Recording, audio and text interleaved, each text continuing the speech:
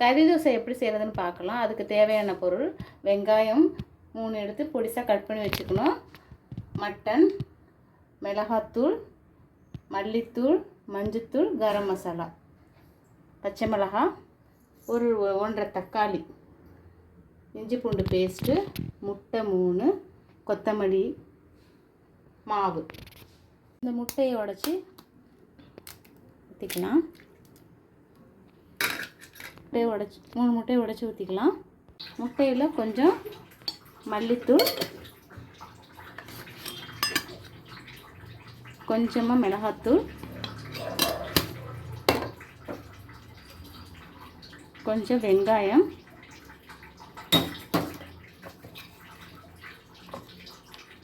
உப்பு கொஞ்சம்.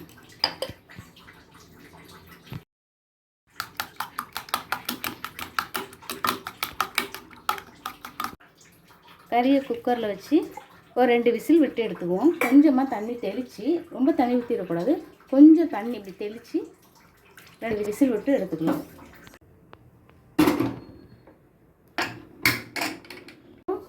இந்த மசாலாவை நம்ம ரெடி பண்ணி எடுத்துக்குவோம். மானம்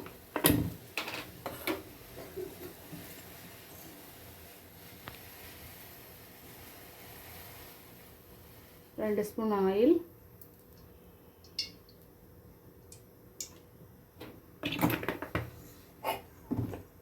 எண்ணெய் காஞ்சதும்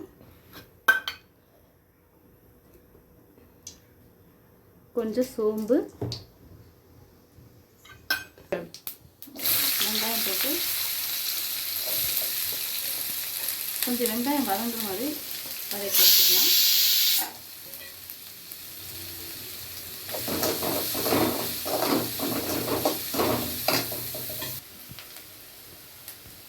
இந்த அளவு வதங்கினோன்னே இஞ்சி பூண்டு பேஸ்ட்டு 1 ஸ்பூனு நல்லா வதக்கிக்கணும்.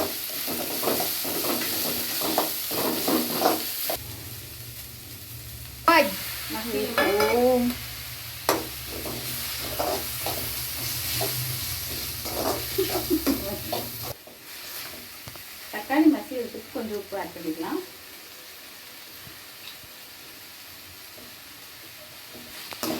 தக்காளி மசிஞ்சதும் பச்சை மிளகாய் 2 பொடிசாகி இல்லையா, அதை போட்டு நல்லா வதக்கிடுவோம். இப்போ பொடி வச்சுருந்தோம்ல, மல்லித்தூள், மிளகாத்தூள், கரம் மசாலா, மஞ்சத்தூள், இது எல்லாத்தையும் அதில் போட்டுக்குவோம். காரம் பத்தலைன்னா கொஞ்சம் மிளகாத்தூள் கூட நீங்கள் சேர்த்துடுங்க.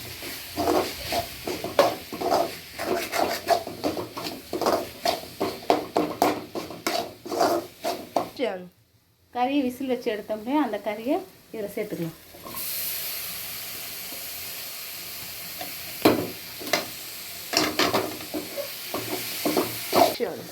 கறி இந்தளவு நல்லா வதங்கணும்னா பொடியை கொத்தமல்லியை மேலே தூக்குவோம்.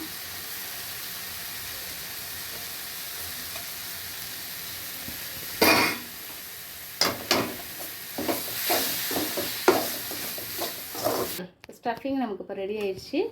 இப்போ தோசைக்கல்ல ஸ்டவ்வில் வச்சுக்குவோம். தோசை ஊற்றிக்குமா, மாவு தோசை ஊற்றிக்குவோம்.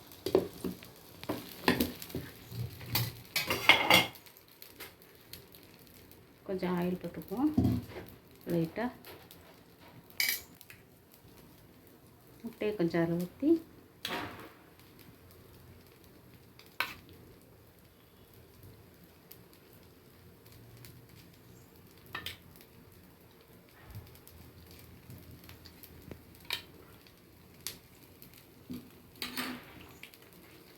ஸ்டஃபிங்கை அது மாதிரி வைப்போம்.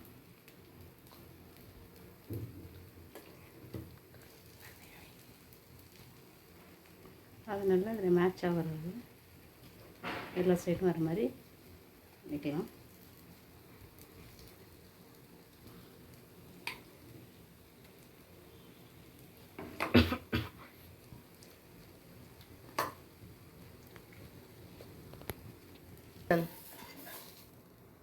அப்படியே மெதுவாக சேர்த்து போட்டுக்கலாம்.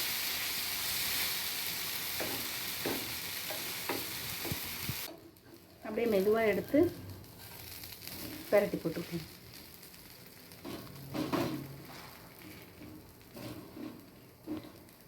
சுவையான மசாலா கறி தோசை